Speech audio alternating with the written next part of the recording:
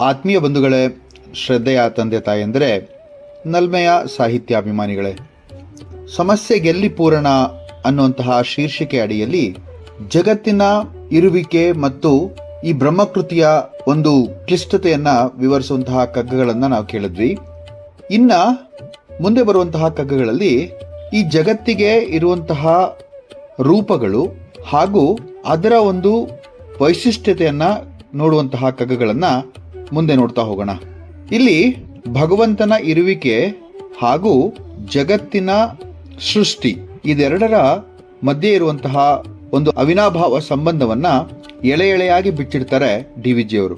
ಇಲ್ಲಿ ನಮ್ಮಲ್ಲಿ ಶಿವನೂ ಇದ್ದಾನೆ, ರುದ್ರನೂ ಇದ್ದಾನೆ, ಕೊಳಲನ್ನ ಊದುವಂತಹ ವೇಣುಗೋಪಾಲನಿದ್ದಾನೆ, ಹಾಗೆ ಪಾಂಚಜನ್ಯವನ್ನ ಊದುವಂತಹ ಕ್ಷಾತ್ರ ಕೃಷ್ಣನೂ ಕೂಡ ಇದ್ದಾನೆ ಅಲ್ವೇ? ಇವೆರಡರ ಒಂದು ರೂಪ ಹೇಗೆ ಜಗತ್ತಿನ ಉಳಿವಿಗೆ ಕಾರಣ ಅಂತ ಹೇಳುವಂತಹ ಒಂದು ಸುಂದರವಾದಂತಹ ಕಗ್ಗವನ್ನು ನೋಡೋಣ. ಕಗ್ಗ 29 ಹೀಗಿದೆ.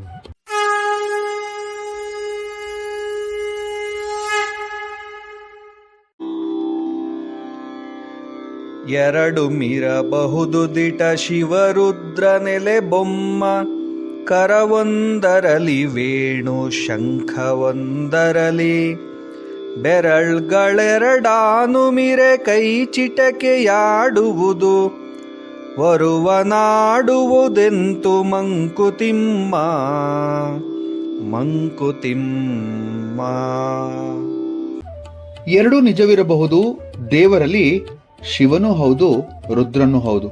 ಒಂದು ಕೈಯಲ್ಲಿ ಕೊಳಲು ಹಿಡಿದಿರುವ ಕೃಷ್ಣನೂ ಆಗಬಹುದು, ಮತ್ತೊಂದರಲ್ಲಿ ಶಂಖ ಅಂದ್ರೆ ಪಾಂಚಜನ್ಯವನ್ನ ಹಿಡಿದಿರುವಂತಹ ಆ ಕ್ಷಾತ್ರನು ಕೂಡ ಆಗಿರಬಹುದು.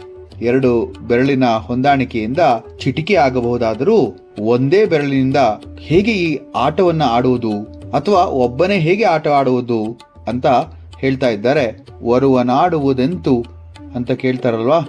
ಸೌಮ್ಯ ಸ್ವರೂಪನಾದ ಶಿವನು ಮತ್ತು ರೌದ್ರ ಸ್ವರೂಪನಾದ ರುದ್ರನು ಇವರಿಬ್ಬರು ಒಬ್ಬರೇ ಆದರೂ ಕೂಡ ಎರಡು ತರನಾದಂತಹ ಸ್ವರೂಪಗಳು ಈ ಜಗತ್ತಿಗೆ ಬೇಕು. ಸಲಹುವಾಗ ಶಿವನಾಗಿರಬೇಕು, ಶಿಕ್ಷಿಸುವಾಗ ರುದ್ರನಾಗಿರಬೇಕು.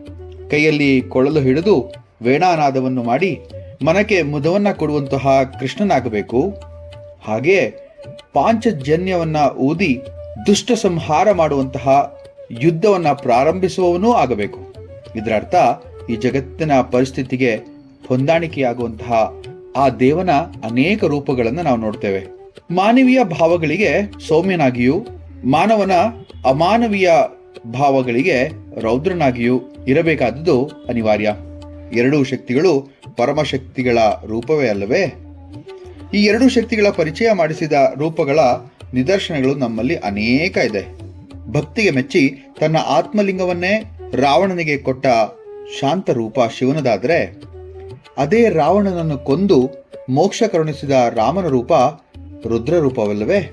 ಭಕ್ತ ಕಣ್ಣಪ್ಪನಿಗೆ ಒಲಿದ ರೂಪ ಶಿವನಾದರೆ, ಭಸ್ಮಾಸುರನನ್ನ ಸಂಹರಿಸಿದ ರೂಪ ರುದ್ರನದು. ಹಿರಣ್ಯಾಕ್ಷ, ಹಿರಣ್ಯಕಶಪು, ಪೂತನಿ, ಕಂಸ, ಚಾಣೂರ, ಮುಷ್ಟಿಕ, ಶಿಶುಪಾಲ, ಪೌಂಡ್ರಕ, ಜರಾಸಂಧ, ದಂತವಕ್ರ ಮುಂತಾದವರಿಗೆ ಉಗ್ರ ರೂಪದಲ್ಲಿ ಕಾಣಿಸಿ ಸಂಹರಿಸಿದ ಕೃಷ್ಣನ ಸೌಮ್ಯ ರೂಪ ಬೇರೆ ಕಡೆ ಕಾಣದೇ ಇರಲ್ಲ.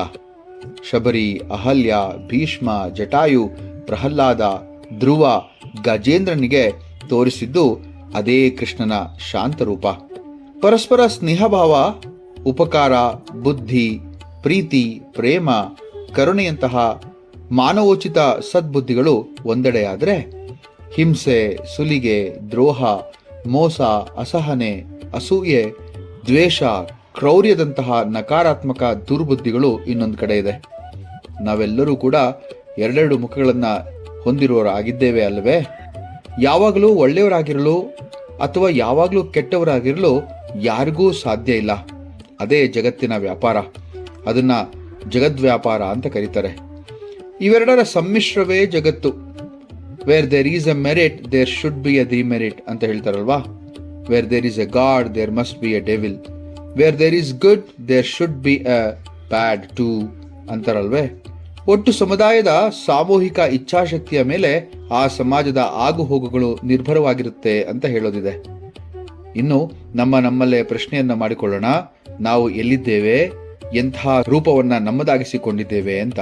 ನಮ್ಮದು ನಕಾರಾತ್ಮಕ ರೂಪದಲ್ಲಿದ್ರೆ ನಾವು ಸಕಾರಾತ್ಮಕ ಅಂಶದ ಎಡೆಗೆ ನಮ್ಮನ್ನ ಕೊಂಡೊಯ್ಯುವತ್ತ ದಾಪುಗಾಲನ್ನ ಇಡಬೇಕಾಗಿದೆ. ಮನುಷ್ಯನ ಇತಿ ಮಿತಿಗೆ ಒಂದು ಲಗಾಮನ್ನ ಹಾಕಿ ಮನುಷ್ಯ ಜಗತ್ತಿನ ಮತ್ತು ಮನುಕುಲದ ಒಂದು ಶ್ರೇಯಸ್ಸಿಗೆ ದುಡಿಯುವಂತಹ ಮನಸ್ಸನ್ನ ಹೊಂದಬೇಕಾಗಿದೆ. ಈ ಕಗ್ಗದಲ್ಲಿ ಬಹಳ ಸುಂದರವಾಗಿ DVG ಅವರು ಇಂತಹ ವಿಚಾರಗಳನ್ನ ಹೇಳುವಂತಹ ಪ್ರಯತ್ನವನ್ನ ಮಾಡಿದ್ದಾರೆ. ಎರಡು ಮಿರಬಹುದು ದಿಟ, ಶಿವರುದ್ರ ನೆಲೆ ಬೊಮ್ಮ, ಕರ ಒಂದರಲಿ ವೇಣು ಶಂಕ ಒಂದರಲಿ, ಬೆರಳ್ಗಳೆರಡಾನು ಮಿರೆ ಕೈ ಚಿಟಿಕೆಯಾಡುವುದು, ವರವನಾಡುವುದೆಂತು ಮಂಕುತಿಮ್ಮ ಅಂತ ಕೇಳಿದಾಗ ಅದು ನಿಜ ಅಂತ ಅನಿಸ್ಬಿಡುತ್ತೆ. ಎರಡು ಬೆರಳುಗಳಲ್ಲಿ ಚಿಟಿಕೆ ಆಡಿದ್ರೆ ಒಂದೇ ಬೆರಳಲ್ಲಿ ಏನಾಡೋದು ಅಥವಾ ಒಬ್ಬನೇ ಏನನ್ನ ಮಾಡೋದು ಅಂತ ಹೇಳಿ ಕೇಳುವಂತಹ ಒಂದು ತತ್ವಜ್ಞಾನದ ಪ್ರಶ್ನೆ ಇಲ್ಲಿದೆ. ಮುಂದಿನ ಕಗ್ಗದೊಂದಿಗೆ ಮತ್ತೆ ಭೇಟಿಯಾಗ್ತೇನೆ. ನಮಸ್ಕಾರ.